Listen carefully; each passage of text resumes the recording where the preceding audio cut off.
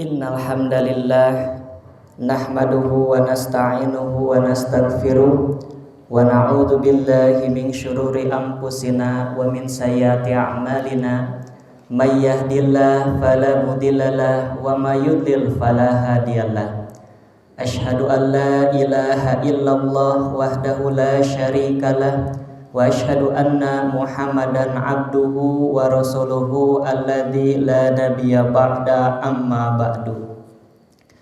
Hadirin jamaah Masjid Al-Amanah yang sama-sama mengharap ridha Allah Subhanahu wa taala, tiada ucapan yang pantas yang terucap dari lisan kita dan keluar dari hati kita selain alhamdulillah. Segala puji bagi Allah kita panjatkan atas semua nikmat yang Allah berikan kepada kita, terutama berkat hidayah, inayah dan iradahnya lah kita semua masih diberi kemampuan untuk mengisi apapun yang Allah berikan kepada kita, apapun kesempatan yang Allah berikan kepada kita untuk kita gunakan mencatat, menorehkan amal soleh di hadapan Allah Subhanahu wa taala. Tentu saja niatan dan tujuan pokok dari kita menjalani ini semua, mulai dari sholat subuh berjamaah, kemudian melaksanakan thalabul ilmi ini, tiada lain adalah mencari ridho dan maghfirah Allah Subhanahu wa taala dan mencari pahala dari Allah Subhanahu wa taala. Sehingga baik ilmu yang kita terima paham ataupun tidak, karena niatan kita adalah mencari karunia, mencari pahala dari Allah Subhanahu wa taala, maka insya Allah pahala itu akan kita dapat. Salawat dan salam semoga limpah curahkan kepada Nabi Muhammad sallallahu alaihi wasallam, berkat bimbingannya, berkat suri tauladannya, mampu mengajari kita, mendidik kita agar kita senantiasa berada dalam petunjuknya, agar kita senantiasa berada dalam jalan yang diridhoi Allah Subhanahu wa taala. Hadirin sidang Jumat undangan Allah yang berbahagia, dalam sebuah hadis riwayat Imam Bukhari bahwasanya Rasulullah Shallallahu alaihi wasallam setelah beliau berhijrah dari Mekah ke Madinah, beliau selalu mempertemukan atau mempersaudarakan sesama muslim, baik dari kalangan muhajirin kepada kalangan ansor. Salah satunya adalah kaum muhajirin dari Persia, yaitu Salman Al-Farisi. Al-Farisi di sana artinya Persia, jadi Salman orang Persia.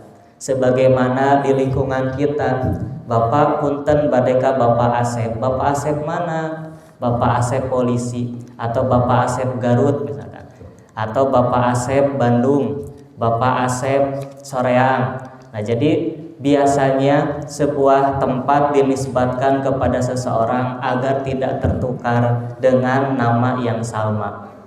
Maka di sini sahabat Salman Al-Farisi dipersaudarakan oleh Rasulullah Shallallahu alaihi wasallam dengan sahabat Abu Darda radhiyallahu anhu. Maka sahabat Salman radhiyallahu anhu dengan Abu Darda radhiyallahu anhu, mereka senantiasa akrab menjadi saudara. Bahkan keduanya sempat memberikan kontribusi yang luar biasa ketika pemahaman strategi perang mereka diutarakan di hadapan Rasulullah Shallallahu alaihi wasallam, dan dengan izin Allah ternyata strategi dari Salman Al-Farisi mampu melindungi kaum muslimin dari serangan orang-orang musyrik yang pada waktu itu bersekutu, yaitu dalam perang Al-Ahzab atau perang Khandaq, di mana strategi perang dari Salman Al-Farisi dan Abu Darda yaitu membuat sebuah parit agar berapapun banyak pasukan musuh tidak dapat masuk ke kota Madinah karena terhalang oleh parit. Maka persaudaraan mereka tidak terputus dalam peperangan saja, terutama dalam kehidupan sehari-hari pun mereka senantiasa berkunjung. Pada suatu hari sahabat Salman Al-Farisi radhiyallahu anhu berkunjung ke rumah Abu Darda. Ketika sampai di rumahnya, keluarlah istrinya untuk memberikan jamuan. Tatkala melihat istri Abu Darda, sahabat Salman Al-Farisi bertanya, "Ma sya'nuki?" Apa yang terjadi denganmu? Apa yang terjadi dengan sahabatku Abu Darda? Maka istri Abu Darda mengatakan kepada Salman, "Akhuka Abu Darda laisa lahu hajatun minad dunya." Sahabatmu Abu Darda tidak membutuhkan lagi keduniaan. Artinya ia senantiasa menghabiskan dirinya menyendiri dan beribadah kepada Allah, yaitu ibadah yang khusus untuk dirinya sendiri dan melupakan keduniaannya. Setelah istrinya mengucapkan hal itu, maka tidak lama keluarlah suaminya Abu Darda dengan membawa beberapa jamuan. Maka Abu Darda mengatakan, "Silahkan makanan jamuan kami ini, tetapi saya tidak bisa menemanimu karena saya sedang saum sunat." Maka Salman Al-Farisi pun mengatakan, "Saya tidak akan makan jamuan ini sebelum engkau makan bersamaku." Maka untuk menghormati tamunya, sahabat Abu Darda membatalkan saumnya dan makan bersama Salman Al-Farisi. Ketika malam sudah tiba, Abu Darda dan istrinya mempersiapkan kamar untuk menginap Salman Al-Farisi. Maka Salman pun mengatakan, "Masuklah kepada kamarmu beserta istrimu dan tidurlah." Maka Salman pun masuk ke kamarnya dan Abu Darda pun masuk ke kamar istrinya. Padahal hari-hari biasanya Abu Darda tidak pernah tidur. Maka setelah tengah malam, Abu Darda keluar kamarnya. Salman Al-Farisi pun keluar kamarnya dan mengatakan kepada Abu Darda, "Masuklah ke kamarmu, nanti kalau ingin sholat saya bangunkan." Maka pada sepertiga akhir malam, ketika Abu Darda keluar kamarnya, Salman pun keluar kamarnya, dan mereka akhirnya melaksanakan sholat malam bersama. Setelah itu Salman Al-Farisi mengatakan kepada Abu Darda, "Inna li rabbika alaika haqqan wa li nafsika alaika haqqan wa li ahlika alaika haqqan fa'ti kulladzi haqqin haqqahu." Nah, sebagaimana hadis yang tertera di hadapan ibu bapak sekalian, yang pertama ucapan Salman, maka Abu Darda merasa tidak terima dengan apa yang Salman Al-Farisi lakukan di rumahnya. Ketika ia saum disuruh membatalkannya, ketika hendak melaksanakan sholat malam disuruh tidur dahulu. Maka Abu Darda menemui Rasulullah SAW dan menceritakan hal tersebut. Maka Abu Darda mengatakan, "Siapakah di antara kami yang benar?" Maka Rasulullah bersabda, "Qad shadaqa Salmanu." Sungguh Salman yang benar. Artinya dalam hadis tersebut yang diriwayatkan oleh Imam Bukhari, bahwasanya Salman Al-Farisi mengajarkan kepada Abu Darda khususnya, umumnya kepada kita semua, untuk bersikap tawazun. Tawazun secara bahasa artinya seimbang, dari kata wazana yuwazinu, artinya mizan, timbangan. Tawazun artinya memberikan hak kepada yang diperlukan atau memberikan hak kepada yang dituju. Sehingga yang disebut tawazun itu bukan berarti harus sama. Karena berbeda ketika seorang ibu atau seorang ayah ketika memiliki dua orang anak, yang satu bersekolah di SD dan yang satu bersekolah di perguruan tinggi, tentu saja bekal yang diberikan berbeda. Itulah tawazun. Karena apa? Karena kebutuhan keduanya berbeda. Bukan berarti harus sama, yang SD 50.000, yang perguruan tinggi 50.000. Tentu saja bukan seperti itu. Yang disebut tawazun adalah menunaikan hak sesuai dengan kebutuhannya. Maka di sini inna li rabbika alaika haqqan, dan sesungguhnya bagi Rabbmu ada hak yang harus kamu tunaikan. Wali nafsika alaika haqqan, dan bagi dirimu sendiri ada hak yang harus kamu tunaikan. Wali ahlika alaika haqqan, dan bagi keluargamu ada hak yang harus kamu tunaikan. Fa'tikulladzi haqqin haqqahu, maka tunaikanlah setiap hak-hak akan kebutuhannya. Maka Allah Subhanahu wa taala pun di sini berfirman dalam Quran surat Al-Qasas ayat 77 terkait dengan keseimbangan antara dunia dengan akhirat. Di sini Allah berfirman, wabtaghi fima ataqallahu darul akhirata, dan carilah pahala negeri akhirat dengan apa yang telah dianugerahkan Allah kepadamu. Jadi pada hakikatnya kita hidup di dunia ini untuk mencari bekal di akhirat nanti. Bekal apa yang akan kita bawa di hadapan Allah Subhanahu wa taala. Karena pada hakikatnya manusia itu takut mati bukan karena matinya, tapi takut kehidupan setelah mati. Bekal apa yang akan kita bawa? Bekal apa yang kita akan hadapkan kepada Allah Subhanahu wa taala? Wala tansa, dan janganlah kamu melupakan nasibaka minad dunya, bagianmu di dunia. Artinya ambil bagianmu ke apa yang Allah halalkan untuk kita.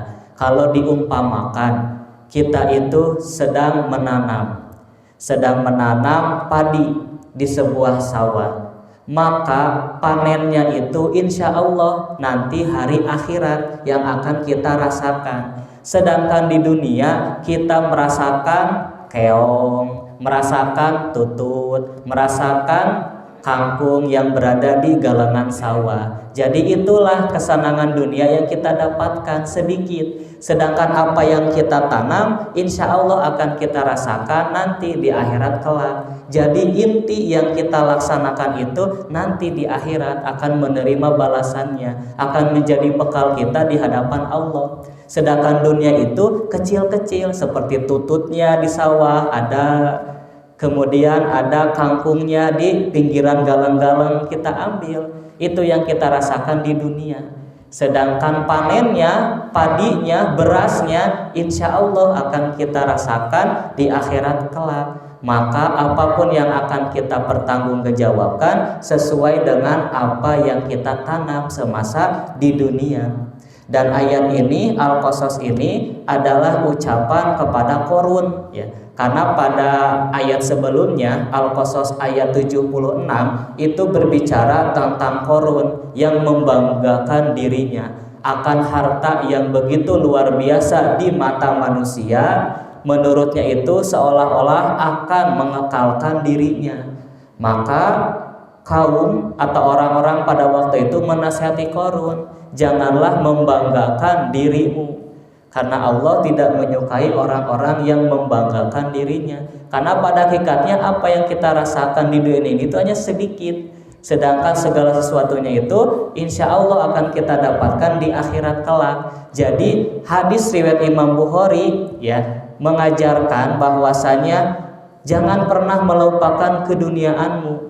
Sedangkan ayat ke-77 Al-Qasas ini jangan melupakan akhiratmu. Jadi seimbang sesuai dengan keperluan kita. Dan pada hakikatnya dalam firman Allah ini semuanya itu menjadi bekal kita menghadap Allah Subhanahu wa taala.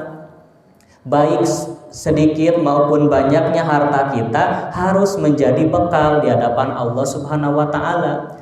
Baik sehat dan juga sakitnya kita harus menjadi bekal di hadapan Allah Subhanahu wa taala. Sehat kita bersyukur, sakit kita bersabar. Maka apapun keadaan yang ada dalam diri kita, semuanya kita jadikan agar menjadi ridho di hadapan Allah Subhanahu wa taala, agar menjadi berkah. Sebagaimana pertemuan sebelumnya bahwasanya berkah itu adalah ziyadatul khair, bertambahnya kebaikan, ziyadatul ta'at, bertambahnya ketaatan. Subutul khairi ilahi fi syai'in, tetapnya kebaikan yang Allah ridhoi pada sesuatu, itulah berkah. Sehingga berkah tidak ada hubungannya dengan bertambahnya atau berkurangnya materi. Ketika ada seseorang yang sakit kemudian hartanya habis untuk pengobatan, wah itu tidak berkah. Nah itu tidak ada hubungannya dengan keberkahan. Orang yang tidak berkah itu ia memiliki harta namun ia tidak sedikit pun ya mempergunakan hartanya di hadapan Allah, itu tidak berkah. Jadi tidak ada hubungannya seseorang yang habis hartanya, yang bertambah hartanya dengan keberkahan. Karena keberkahan itu berhubungan dengan ketaatan, kebaikan yang Allah ridhoi. Sehingga ketika ada orang yang memberi itu kan pada hakikatnya itu baik. Namun ketika memberinya kepada hal-hal yang negatif, seperti memberi untuk minuman keras, memberi untuk bermaksiat, maka itu tidak berkah. Kenapa? Karena tidak subutul khairi ilahi, tetapnya kebaikan ilahi, kebaikan yang Allah ridhoi. Sehingga di sini wajib untuk kita untuk bersikap tawazun, seimbang, agar kesemua seimbangannya itu di hadapan Allah menjadi suatu keberkahan. Kemudian wa ahsin kama ahsanallahu ilaika, dan berbuat baiklah kepada orang lain sebagaimana Allah telah berbuat baik kepadamu. Wala tabghil fasada fil ardi, dan janganlah kamu berbuat kerusakan di bumi. Nah, jadi maksud jangan berbuat kerusakan di bumi ini menurut ulama tafsir adalah jangan bermaksiat. Karena kalau petani macul tanah itu bukan merusak, justru itu merawat. Jadi yang disebut fasad ini, merusak di sini adalah berlaku maksiat. Karena dengan manusia bermaksiat, maka alam semesta akan hancur. Innallaha la yuhibbul mufsidin, sesungguhnya Allah tidak menyukai orang-orang yang berbuat kerusakan.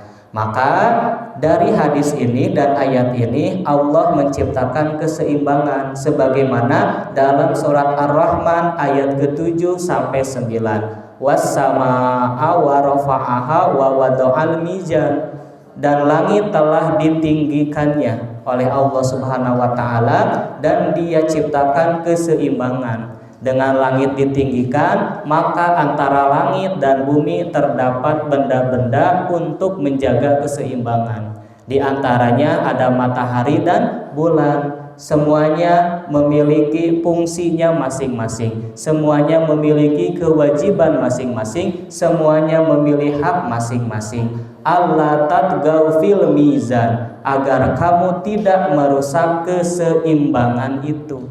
Wa aqimul wazna bil qisti, dan tegakkanlah keseimbangan itu dengan adil. Wala tukhsirul mizan, dan janganlah kamu mengurangi keseimbangan itu. Sebagaimana pada fitrahnya manusia diciptakan berpasang-pasangan, itu seimbang. Berpasangan ibu bapak apakah sama atau beda? Beda. Yang namanya berpasangan itu beda. Tentu saja kalau sekarang sedang maraknya kasus LGBT ya, di mana laki-laki dengan laki-laki, perempuan dengan perempuan, justru itu merusak keseimbangan karena tidak berpasang-pasangan. Dan yang namanya pasangan itu adalah berbeda. Sebagaimana sendal berpasangan, sepasang sendal pasti beda antara yang kiri dengan kanan. Jadi kebayang kalau misalkan sendal itu dua-duanya kanan, maka tidak berpasangan ya. Jadi yang dinamakan berpasangan itu adalah berbeda. Dan sama dalam sebuah masyarakat, dalam sebuah organisasi pasti ada berbeda pendapat, berbeda suara, dan berbeda yang lainnya. Maka disatukan dengan apa? Disatukan tentu saja dengan ajaran Allah, dan secara manusiawi disatukan dengan kelembutan, dengan adab. Sebagaimana bangunan ini. Ya, ada semen, ada pasir, ada bata, ada beton, ada besi. Namun semuanya disatukan dengan apa? Dengan elemen yang paling lembut, yaitu dengan air. Pasir, semen, semuanya keras. Batu, bata, ya. Kemudian ada besi, semuanya disatukan dengan apa? Dengan air. Dan air merupakan elemen yang paling lembut. Maka ya, berbedanya pendapat kita, berbedanya suara kita, semuanya dapat disatukan dengan apa? Dengan kelembutan, dengan adab, dengan sopan santun. Maka itulah yang akan mempersatukan kita gitu ya, dengan kelembutan. Nah, di atas ya di ucapan Salman tadi yang disetujui oleh Rasulullah Shallallahu Alaihi Wasallam, yang pertama adalah inna lirabbika alaika haqqan. Sesungguhnya bagi Rabbmu ada hak yang harus kamu tunaikan. Maka di sini apa itu hak Allah? Maka dalam hadis lain ya yang diriwayatkan dari Imam Bukhari dan Imam Muslim yang diterima dari sahabat Mu'adz bin Jabal, an Mu'adz radhiyallahu anhu, dari sahabat Mu'adz semoga Allah meridai kepadanya, qala, ia mengatakan, kuntu ridfa nabiyyi sallallahu alaihi wasallam ala himarin.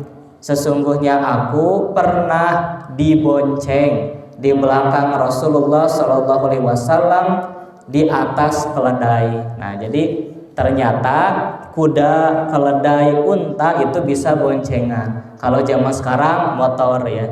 Ternyata Rasulullah, beliau seorang utusan Allah, seorang kepala negara, seorang panglima perang, ternyata tidak malu, tidak gengsi untuk membonceng seseorang.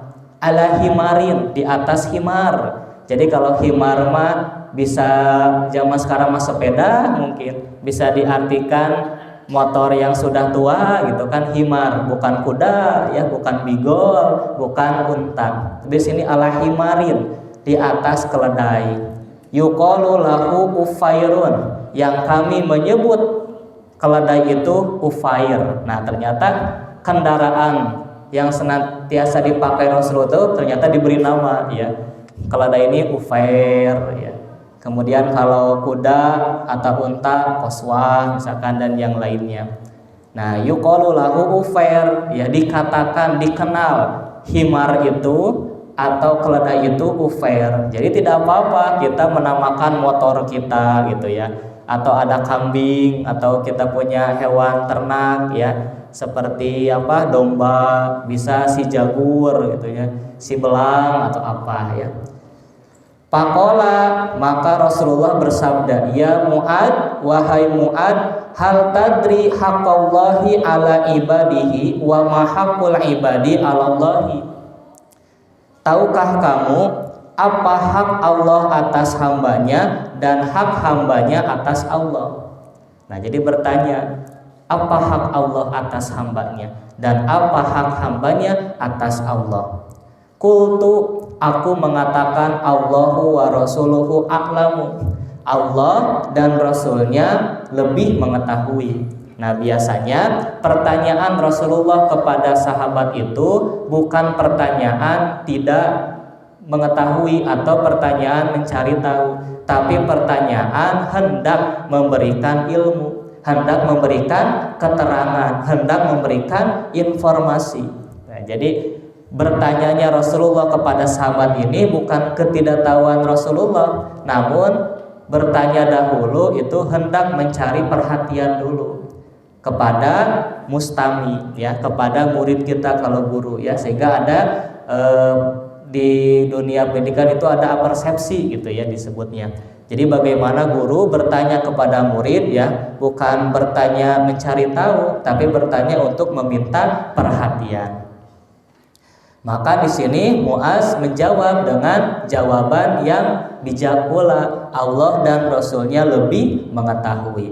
Qala, beliau bersabda, fa inna haqqallahi 'alal ibadi, bahwa sesungguhnya hak Allah atas hambanya an ya'buduhu wa la yusyriku bihi syai'an, bahwasanya hambanya itu menyembahnya dan tidak mempersekutukannya dengan sesuatu pun. Itulah hak Allah, beribadah hanya kepada Allah dan tidak mempersekutukan dengan apapun, dengan makhluknya.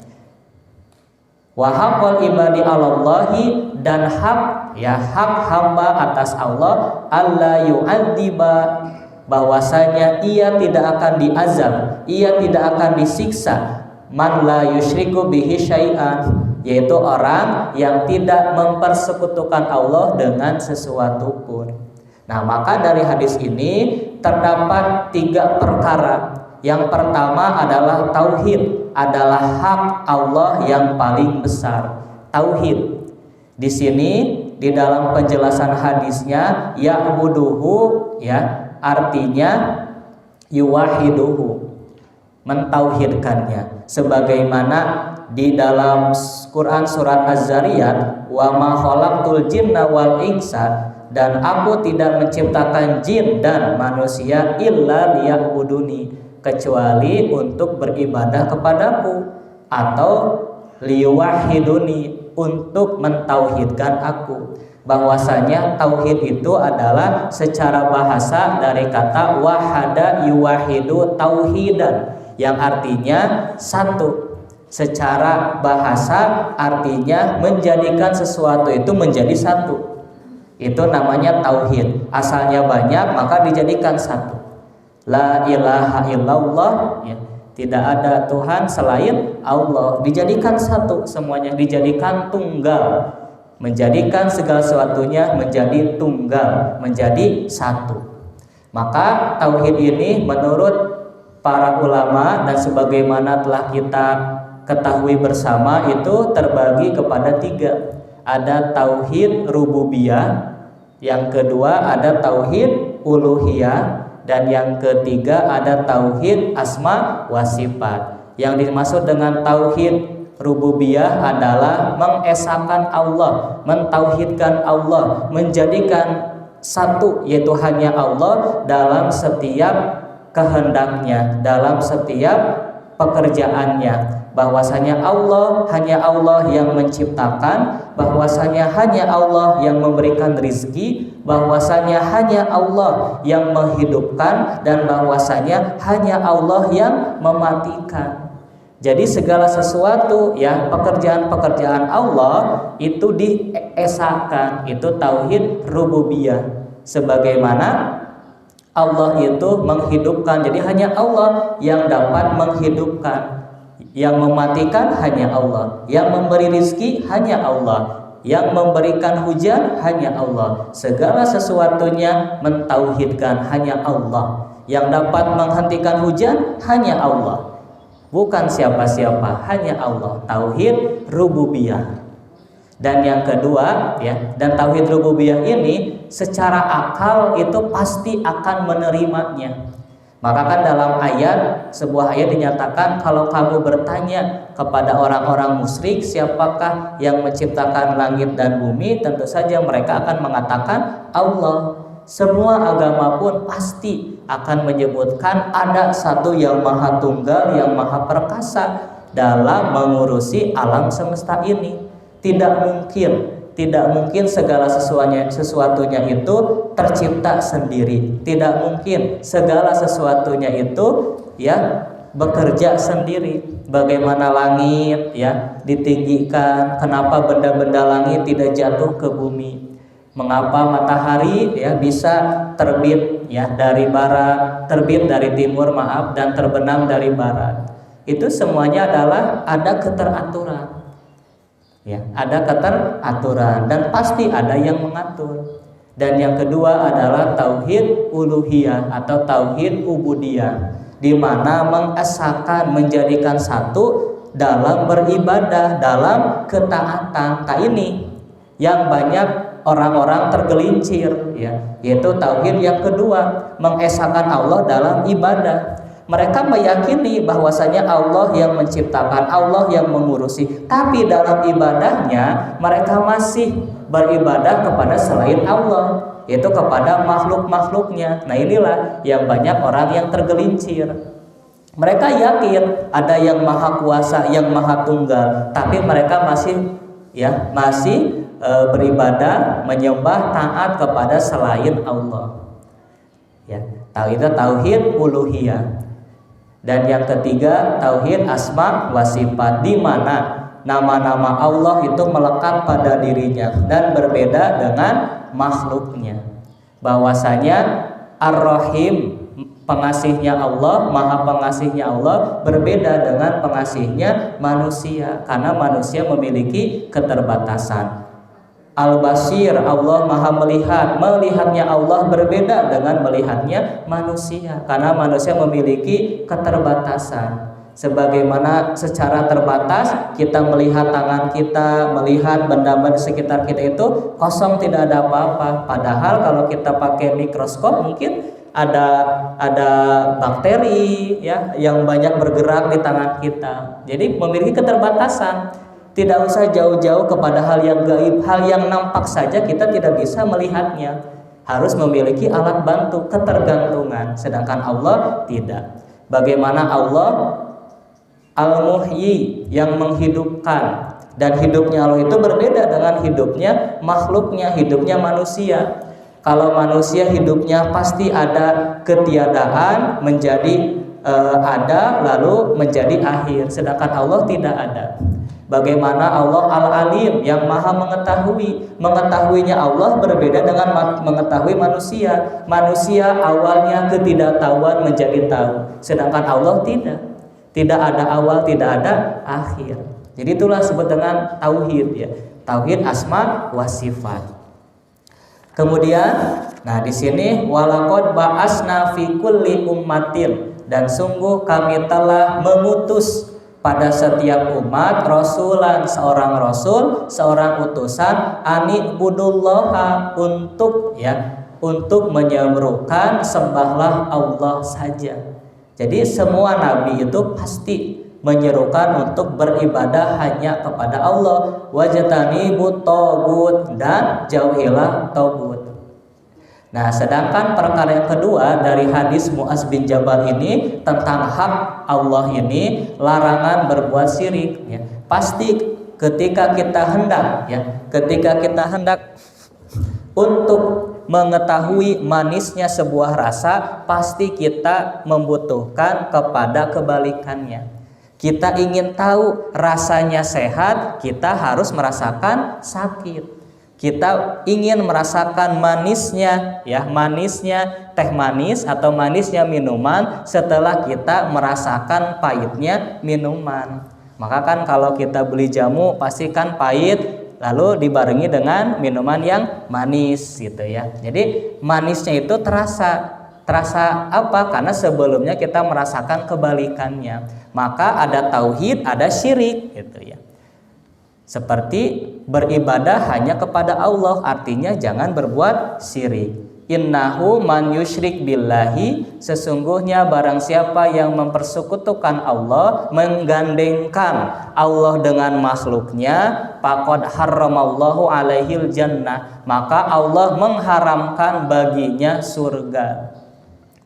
Wa ma'wahun nar, dan tempat kembalinya adalah neraka. Nah, inilah adalah perbuatan syirik dan balasannya. Inna syirka ladulmun adim, sesungguhnya syirik itu merupakan kezoliman yang besar, yang sangat berbahaya sekali.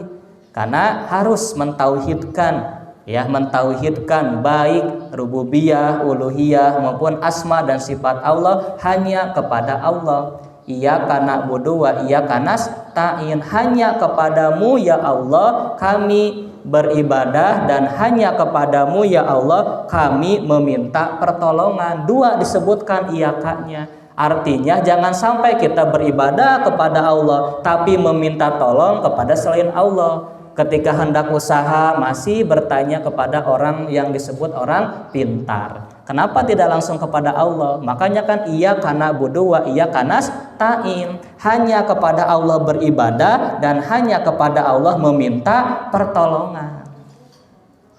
Nah, di sini yang ketiga adalah balasan bagi ahlu tauhid, sebagaimana tadi hak hamba atas Allah itu tadi yang mengerjakan perkara tauhid. Alladzina amanu, yaitu orang-orang yang beriman, walam yalbisu imanahum, dan tidak mencampur adukan keimanan mereka. Yang disebut iman itu adalah tasdiqu bil qalbi wa taqriru bil lisani wal amalul bil jawari.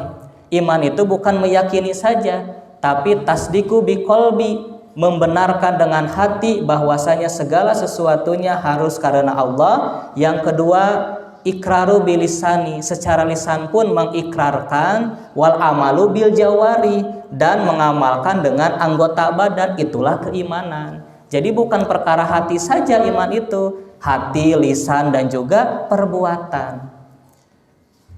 Ulaika, mereka itulah lahum, bagi mereka al-amnu, keamanan, wahum muhtadun, dan merekalah yang mendapatkan petunjuk. Nah, itulah hak terhadap Allah diantaranya. Yang kedua, walinafsika alaika haqqon, dan bagi dirimu ada hak yang harus kamu tunaikan. Selain Allah, dirimu juga. Karena kalau dirimu lemah, bagaimana mungkin akan beribadah kepada Allah? Nah, 3 potensi manusia yang harus dijaga keseimbangannya. Karena kita bisa stabil itu karena seimbang. Yang pertama adalah jasad. Nah, tubuh kita. Bagaimana kita harus merawat tubuh kita? Fal yanzuril insanu ila ta'ami. Maka hendaklah manusia memperhatikan kepada makanannya, baik halal maupun thayyib, ya. Halal secara hukum, secara syariat diridhoi, dibolehkan oleh Allah, dan secara fungsinya itu adalah thayyiban. Jadi 2 Allah memerintahkan kepada kita dalam memilih makanan, halalan wa thayyiban, selain dibolehkan dan thayyib untuk diri kita. Di sini Allah berfirman, ya ayuhan nasu, wahai manusia, kulu, makanlah. Nah, makan di sini perintah di sini menunjukkan boleh atau tidak terus-menerus. Jadi makanlah. Nah, kata perintah makanlah di sini makan ketika dibutuhkan. Karena kalau diartikan terus-menerus berarti kan kita harus makan terus Berarti kita sekarang itu berdosa karena tidak makan. Maka di sini kata kulu, perintah kulu, makanlah oleh kalian, menunjukkan pekerjaan dilakukan sesuai kebutuhannya. Mimma fil ardi, apa saja yang ada di bumi, halalan thayyiban, yang halal dan thayyib. 2 syarat ini. Wala tattabi'u khutuwati syaiton, dan janganlah kalian mengikuti langkah-langkah setan. Innahu lakum aduwwum mubin, sesungguhnya setan itu musuh yang nyata bagimu. Jadi secara jasad kita harus memperhatikan tubuh kita agar kondisi prima selalu. Saum silahkan saum. Bahkan kan diutamakan untuk senantiasa saum. Namun tidak boleh terus-terusan saum. Sebagaimana dalam hadis yang terkenal, yang masyhur, bahwasanya ada 3 orang laki-laki datang kepada Rasulullah. Yang pertama, aku akan sholat terus-menerus tidak tidur. Yang kedua, aku akan saum terus-menerus dan tidak pernah berbuka sehari pun. Yang ketiga, saya tidak akan menikah sampai akhir hayatnya. Maka Rasulullah kan bersabda, jangan seperti itu. Saya melaksanakan sholat dan saya pun tidur. Saya melaksanakan saum dan saya pun berbuka. Dan saya pun sama menikah, kayak gitu kan. Jadi sehingga semuanya apa yang Allah perintahkan kepada kita tidak menyalahi dari fitrah kita. Fitrah manusia pada dasarnya memiliki kebutuhan. Salah satunya kebutuhan jasmani. Yang kedua adalah akal, yang merupakan pembeda kita dengan hewan. Secara tenaga kita dengan hewan kalah Namun seekor kambing terus gitu kan dituyun ku budak angon sok sanajan hendak disembeli nunutur gitu kan. Kenapa? Karena tidak ada akal. Dan dengan akalnya pun sekuat-kuatnya kerbau sekuat-kuatnya kerbau pasti akan mengikuti apa yang manusia perintahkan. Karena ini membedakan akal. Wa 'allama Adamal asma'a kullaha, dan dia yaitu Allah mengajarkan kepada Nabi Adam alaihissalam nama-nama benda semuanya. Tsumma aradahum 'alal malaika, kemudian dia perlihatkan kepada para malaikat. Faqala, seraya berfirman, ambiuni, sebutkanlah kepadaku bi asma'i haula'i in kuntum shodiqin, sebutkanlah kepadaku nama semua benda ini jika kamu orang yang benar terhadap pertanyaan kepada malaikat Maka di sini manusia diberi akal salah satunya untuk mengenal. Setelah mengenal benda maka mengenal fungsinya. Itulah kan keseimbangan, mengetahui dahulu. Dan yang ketiga adalah ruh, ya, jiwa kita. Maka kan jiwa kita juga harus dibersihkan, ya. Jiwa kita harus dibersihkan. Di sini Allah berfirman, qad aflaha man zakkaha. Sungguh beruntung orang yang dapat mensucikan jiwanya. Wa qad khaba man dassaha, dan sungguh merugi orang yang mengotori jiwanya. Sebagaimana sudah disampaikan ketika khutbah Jum'ah kemarin, ya, tentang potret ahli surga. Ternyata ketika sahabat Abdullah bin Amr bin As, ya, hendak meneliti orang yang disebut oleh Rasulullah, yatlu'u alaikumul ana rajulun min ahlil jannah, perhatikan oleh kalian, akan datang seorang calon penghuni surga. Ketika datang kan orangnya biasa saja. Lalu penasaran sahabat Abdullah bin Amr bin As pada waktu itu, hendak meneliti amal apa sih yang dilakukan oleh orang ini sehingga mendapatkan titel calon penghuni surga. Dia bukan keluarga Rasulullah, dia bukan penduduk ahli Madinah, di luar kota Madinah. Ketika Abdullah bin Amr bin As hendak meneliti, ya, dan meminta izin kepada yang disebut calon ahli surga oleh Rasulullah ini menginap di rumahnya 3 hari 3 malam, ya. Ternyata ketika dilihat amalnya sama saja. Ia bekerja, ia beristirahat, ia pun sholat pada waktunya sesuai kebutuhan, ia menjaga kesehatan, menjaga istrinya, menjaga anaknya, gitu. Ketika ditanya amal apa, maka orang itu mengatakan mahuwa ila maro'aita, tidak ada amal kecuali apa yang engkau lihat. Nah, goiro ani, hanya saja dalam diri saya la ajidu fi nafsi li ahadin minal muslimina gisyan, yaitu dalam diri saja tidak terbesit sedikit pun hendak menipu seseorang, ya. Jadi yang pertama bersih dari gisyan, tidak ingin menipu, tidak ingin merugikan orang lain demi kepentingan pribadi. Bersih dari gisyan, bersih dari menipu. Karena Rasulullah bersabda, "Mamin abdin yastar'ihillahu ra'iyatan", barang siapa yang Allah beri, ya, kewenangan untuk mengurus sebuah rakyat, sebuah kaum, yamutu yauma yamutu, ia mati dan di hari kematiannya wa huwa ghasyun, dalam keadaan menipu li ra'iyatihi, kepada rakyatnya, illa haramallahu alaihi jannah, maka Allah akan haramkan baginya surga. Jadi bersih dari gisyan.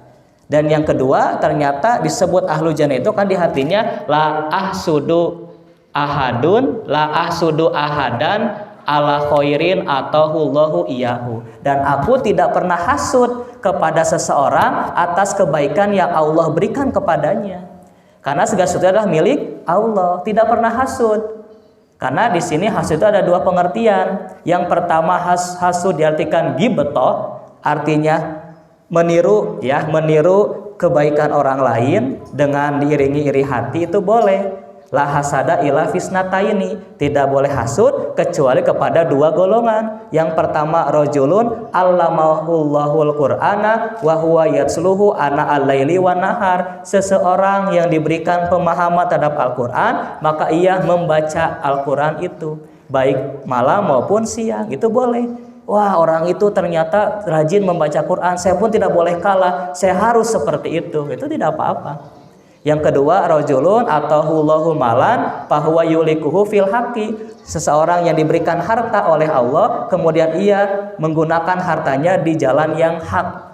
Nah, itu boleh. Wah, dia senantiasa bersedekah, dia senantiasa berbuat baik, sedekah ilmu, sedekah tenaga, sedekah harta dan yang lainnya. Kita pun tidak boleh kalah. Nah, itu kan ghibthah. Sedangkan hasud yang tidak dibolehkan itu adalah hasud yang mengharapkan kebaikan seseorang hilang, bahkan kebaikan seseorang itu pindah kepada kita, itu yang dilarang. Ya, iyakum wal hasada, jauhilah oleh kalian hasud. Fa innal hasada yakulul hasanati, karena hasud itu memakan, menghilangkan kebaikan yang kita perbuat. Ya. Kama takulun naru al khatoba, sebagaimana api memakan kayu bakar. Nah, itu. Sehingga jiwa kita pun, ruh kita pun harus dibersihkan, ya. Maka di sini cara manusia dalam memelihara haknya itu yang pertama menyadari bahwa dirinya dalam pengawasan Allah, yaitu muraqabah, mendekatkan diri kepada Allah seolah-olah Allah berada di hadapan kita. Sebagaimana iyyaka na'budu wa iyyaka nasta'in, hanya kepadamu ya Allah di hadapan kita. Artinya kita senantiasa menghadirkan Allah dalam setiap amal-amal kita. Itulah ihsan. Sebagaimana jawaban Rasulullah ketika ditanya oleh malaikat Jibril, mahwal ihsan, apa itu ihsan? Ihsan itu adalah anta'budullaha ka'annaka tarahu fa illam tastati ka'annahu yaraka. Bahwasanya engkau beribadah seolah-olah Allah melihatmu, dan jika tidak bisa maka Allah yang senantiasa melihat kita. Dan yang kedua, kesediaan untuk selalu berintrospeksi, muhasabah, ya. Ya ayyuhalladzina amanu taqullaha, bertakwalah kepada Allah, wal tangdur nafsu ma qaddamat ligot, dan hendaklah setiap diri memperhatikan apa yang telah diperbuatnya untuk hari esok, yaitu hari kiamat atau hari akhirat. Nah, itu kan perintah untuk muhasabah. Apakah benar, apakah amal ini kita tidak akan malu ketika dihadapkan kepada Allah Subhanahu wa taala. Nah, semuanya itu untuk hari akhirat. Yang ketiga adalah bersegera menyadari setiap kesalahannya dengan bertaubat kepada Allah. Karena pada hakikatnya manusia itu makanul khata' wa nisyan, tempat kesalahan dan lupa, baik yang disengaja maupun tidak disengaja. Maka kita senantiasa bertaubat kepada Allah. Setiap sholat kan Robbighfirli, ampunilah aku, ampunilah aku. Karena pada hakikatnya manusia itu pasti berbuat dosa atau melakukan kesalahan dan yang tidak disadari. Dan yang ketiga terakhir adalah hak terhadap keluarga. Ya ayyuhalladzina amanu, wahai orang-orang yang beriman, peliharalah waqoyaki wikoyatan, peliharalah anfusakum, diri kalian, wa ahlikum, dan keluarga kalian, naron, dari api neraka, waquduhan nas wal hijarah, yang bahan bakarnya adalah manusia. Jadi yang ketiga, hak terhadap keluarga.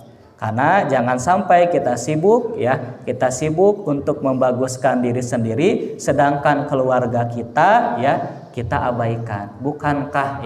Bukankah mencari nafkah juga ibadah di hadapan Allah Subhanahu wa taala, ya? Sehingga ada yang mengatakan ikhlas itu beda dengan ridho. Sehingga kenapa surat Al-Ikhlas itu kan membicarakan tentang Allah. Ikhlas secara bahasa adalah memurnikan fungsinya, ya, memurnikan fungsinya. Sebagai contoh, ibu-ibu kalau diperintahkan oleh suami membuat minuman, membuat teh dengan harapan ingin dipuji oleh suami, itu ikhlas tidak? Tidak. Atau seorang istri, ya, membuatkan minuman untuk suaminya dengan harapan ingin dipuji oleh suaminya, apakah akan dapat pahala? Bu, Pak, dapat pahala tidak? Tidak. Seorang guru, ya, mengajar dengan harapan ingin dapat gaji, dapat pahala tidak? Ternyata, ya, secara bahasa seorang istri membuatkan teh, ya, ingin dipuji oleh suaminya, memang tidak dapat pahala dari membuat teh, tapi dapat pahala dari taat kepada suami. Nah, ini yang selalu kita diadukan. Gak usah mengharap apa-apa, saya ikhlas kepada Allah. Menjadi guru ikhlas kepada Allah, gak usah gaji. Justru kan ini ikhlasnya, Pak. Betul gak? Seseorang guru memang tidak akan dapat pahala dari mengajar anaknya, tapi dapat pahala karena memanfaatkan ilmunya. Seorang istri membuatkan teh untuk suaminya, ingin dipuji suaminya, memang gak dapat pahala. Namun dapat pahala karena apa? Karena taat kepada suami. Nah, itu.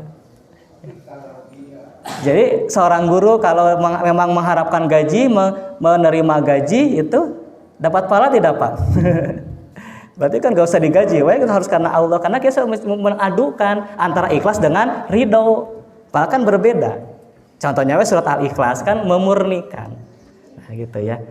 Yang berbeda itu adalah ketika diaul amanah, dikasih amanah untuk menjadi guru tapi dia tidak menyelewengkannya, maka itu yang salah ya. Tidak melakukan pekerjaannya sesuai dengan job desk-nya sebagai guru, maka itu termasuk kepada diaul amanah. Nah, maka ini apa ya, harus menjadi seimbang itu ya.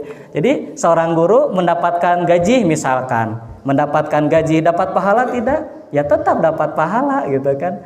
Tapi pahalanya bukan dari mengajari, tapi pahala karena mengamalkan ilmunya. Nah, gitu ya. Seorang istri tidak apa-apa ingin dipuji suaminya, ya, gitu. Karena kan ingin dipuji suami kan akan mendatangkan kecintaan dan yang lainnya. Itu Bapak mungkin sedikitnya penjelasan dari saya pribadi. Mudah-mudahan ada manfaat untuk kita semua.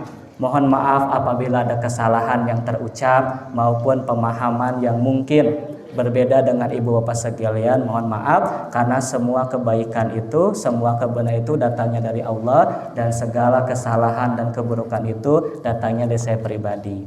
Tutup saya dengan doa, Rabbana atina fid dunya hasanah wa fil akhirati hasanah wa qina adzabannar. Aqulu qouli hada wastaghfirullahi wa lakum. Wassalamualaikum warahmatullahi wabarakatuh.